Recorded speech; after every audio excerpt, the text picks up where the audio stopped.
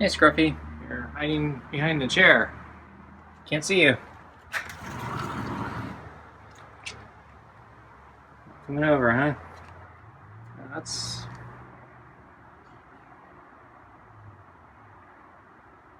not what I expected. So I prepared a special meal for you today, too. Seems anticlimactic. I guess I'll come out.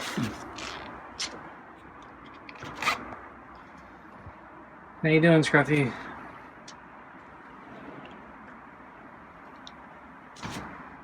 So,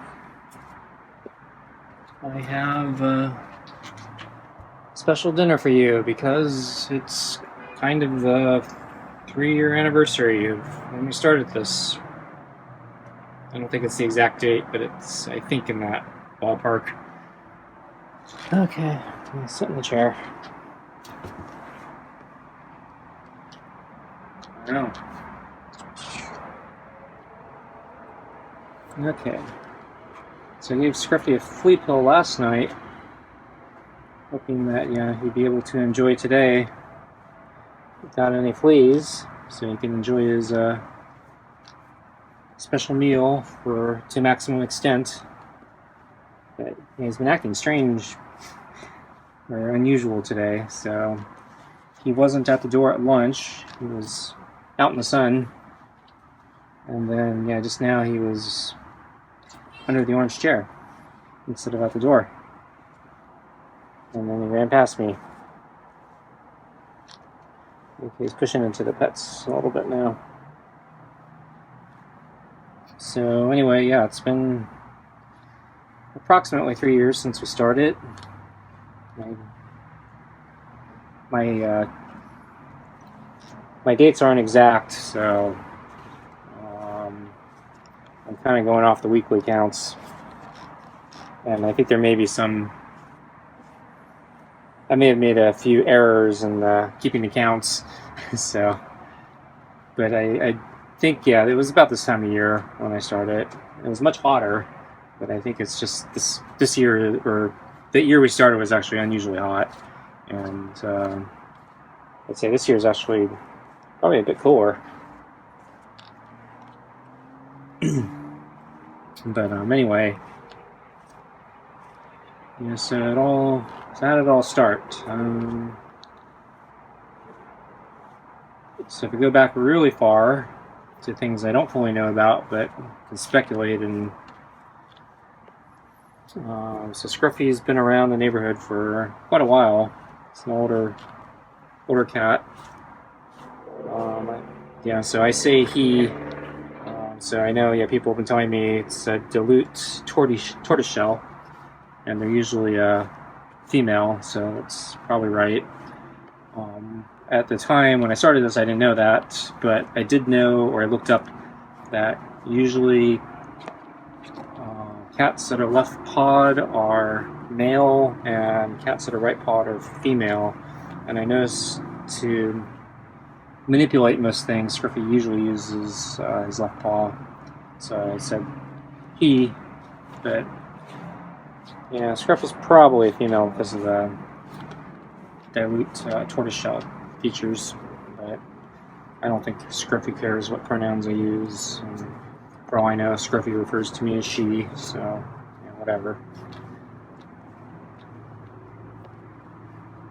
But anyway, our neighborhood is kind of overrun with feral cats, and population control is a problem. One of my neighbors I know got fed up and decided to trap a bunch of the cats and take them in to be TNR'd and hopefully homed or done something with. So he trapped a bunch of cats and then took them in to be TNR'd, and he wanted to basically hand them over and say, do your thing, glad they're out of our neighborhood. And they said, no, we'll neuter them, but you have to re-release them where you caught them. And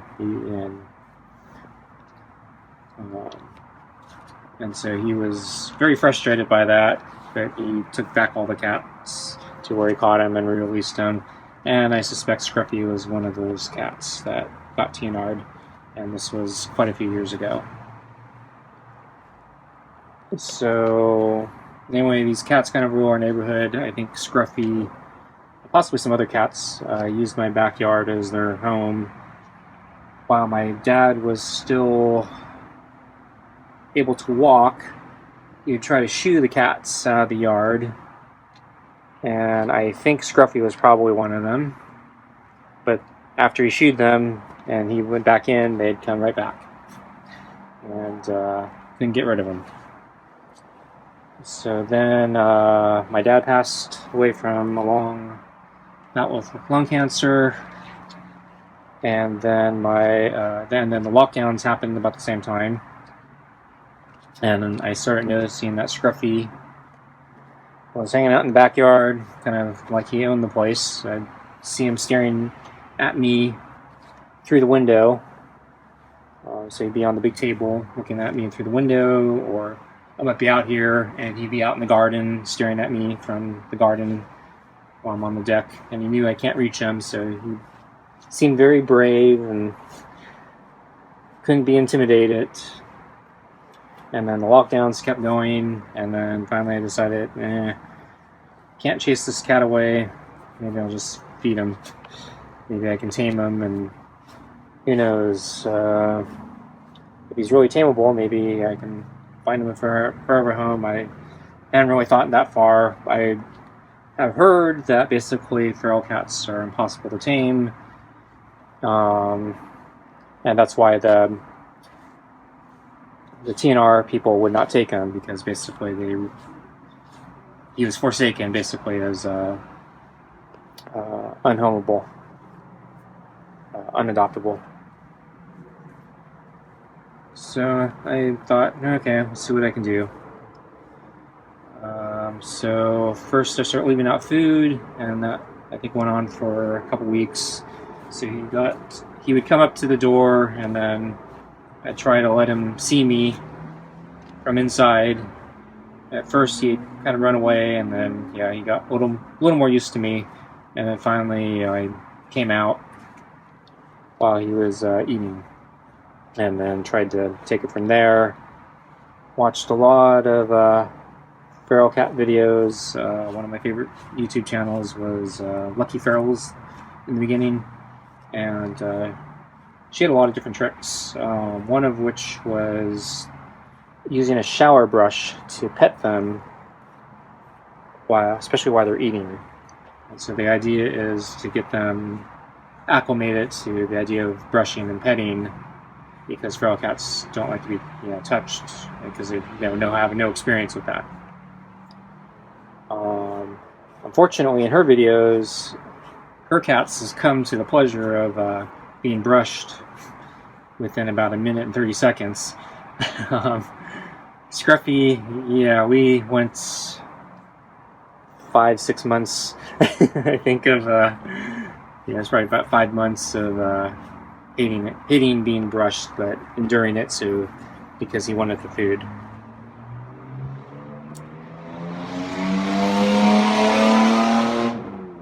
And feral cats also don't meow.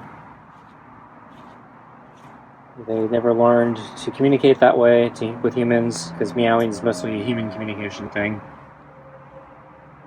So I started playing cat videos in a loop through the window. So I basically hooked up a small computer called a Raspberry Pi to a TV, blasted it through the sliding glass window, nonstop, 24 hours a day, and was hoping to teach him how to meow.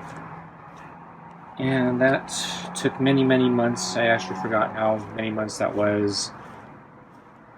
It was, I think, a difficult day where he wasn't cooperating, so I would take the food bowl away until he cooperated, and then I give it back. And he kept not cooperating that night, so I kept taking the food bowl back and then putting it down, taking it back, putting it down. And then finally, at the end of the night, I was about to give up because it was not going well. And he gave out a singular meow that night. And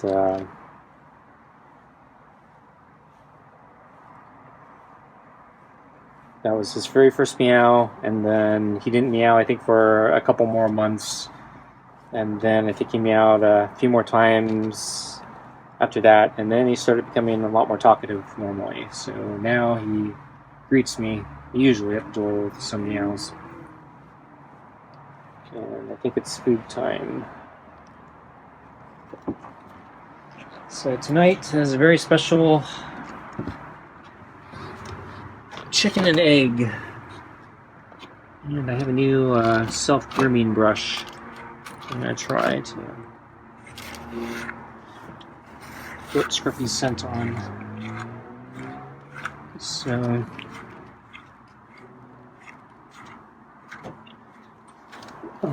I talked about the self-grooming brush. My shipment from Chewy came in today, so I got the brush. Haven't set it up yet. It didn't come with any screws. It came with a double-sided tape, but the instructions show screws. But I'll probably use the tape, but I gotta figure out where to put it. Yeah, it doesn't have a handle, so it's a little awkward. But, okay, I'm done. I just wanted to get Scruffy's scent on it.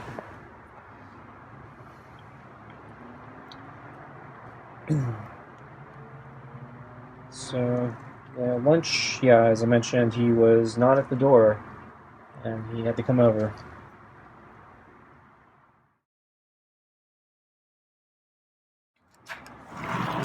Hey, Scruffy. Not at the door.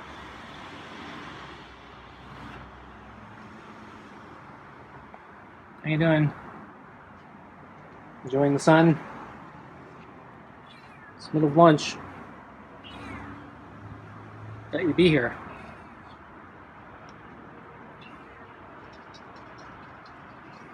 Maybe the flea pill changed your pattern? Maybe you decided you wanted to roll in the bushes or something and get more fleas?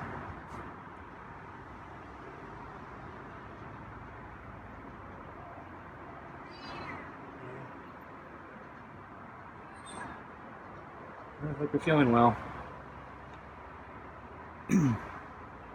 So hopefully all the fleas are gone and enjoy yourself for a day or two before they jump back on. So I guess I'll bring out the food.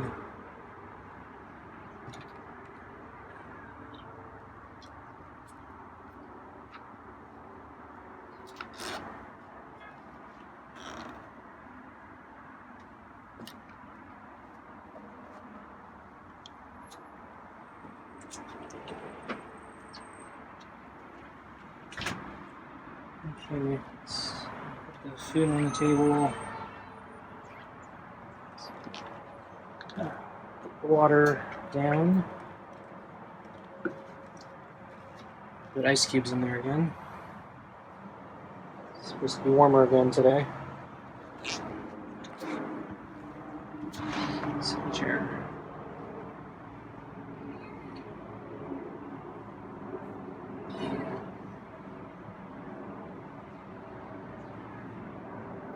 Oh, I forgot to bring out the groomer, self-groomer. So yeah, it arrived this morning with a package of food. I was going to bring it out, so Scruffy get used to it. So it wouldn't be a surprise at dinner. But I forgot it.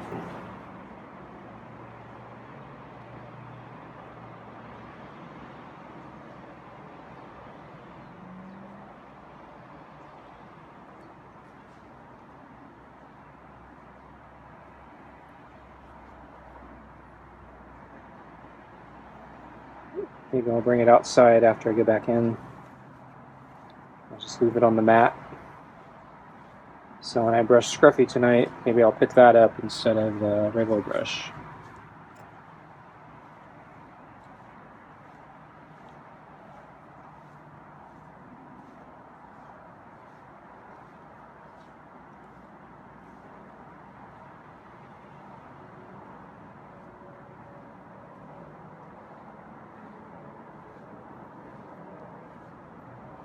So Scruffy has a bunch of grooming artifacts.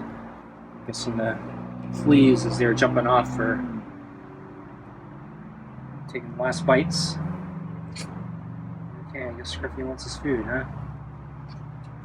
Commanding the food, huh? Your terms, not mine, huh?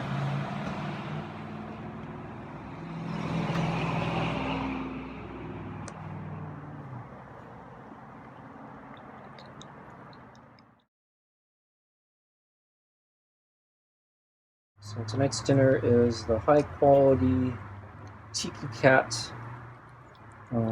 It's like shredded chicken and egg. It's such high quality, it's actually human grade edible.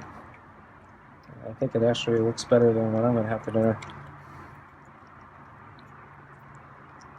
So my neighbor gave me a few leftovers a while back because their spoiled cat, turned up a nose at this really high quality food, and so they offered to give it to me for Scruffy. So that was really nice of them.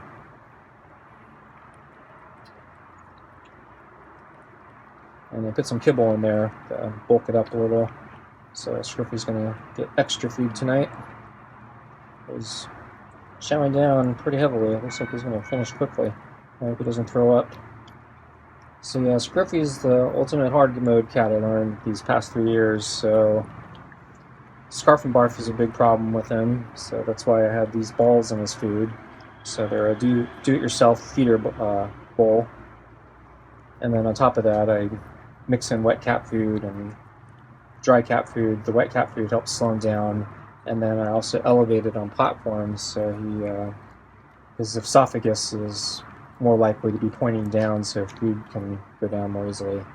So it's been a slow learning process with Scruffy for that. And then Scruffy doesn't respond to catnip or silvervine or honeysuckle or valerian root. I bought a sampler pack from a company called Space Kitty Express when I first started this, and I learned the hard way that Scruffy is immune to all 4 of those things.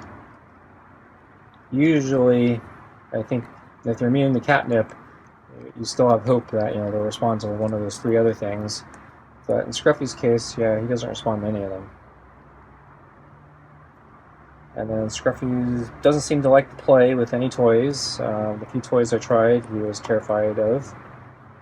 Scruffy is extremely skittish, and he's still skittish. Only at dinner time does he approach.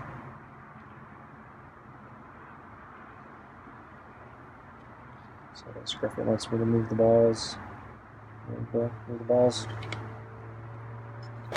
Scruffy chowed down very fast. Must be really good food.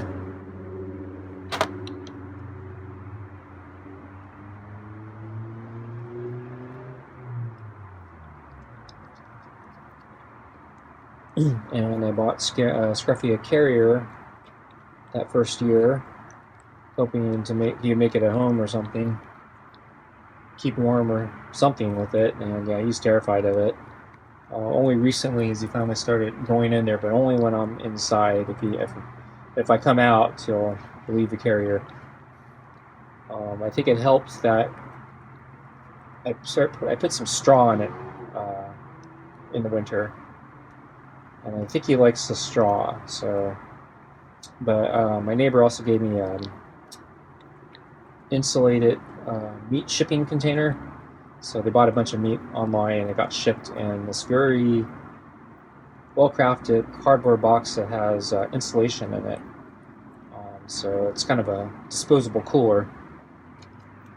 And I converted it into a shelter, so when it gets cold, so that you can go in there and there's straw in there. So I think he uses that sometimes, and he uses the carrier there other times. Probably when it gets really cold, the shelter's better. It doesn't get that cold here, so you can take his pick a lot of times. So there's 1 piece of kibble left and a couple strands of chicken. But, yeah, he did a pretty good job cleaning it. And he ate fast tonight, so I think he really enjoyed the meal. So that's very quick overview of the 3 years of Scruffy. I'm not sure if he's going to be much more tameable than this without caging. I think that's a discussion for another day, but for now, yeah, I guess, yeah, we'll just keep playing it by ear. See, yeah, I can gradually wear down Scruffy, make him tame. I think he's probably saying, well, gradually wear me down and tame me. So anyway, thanks for watching, and see you next time.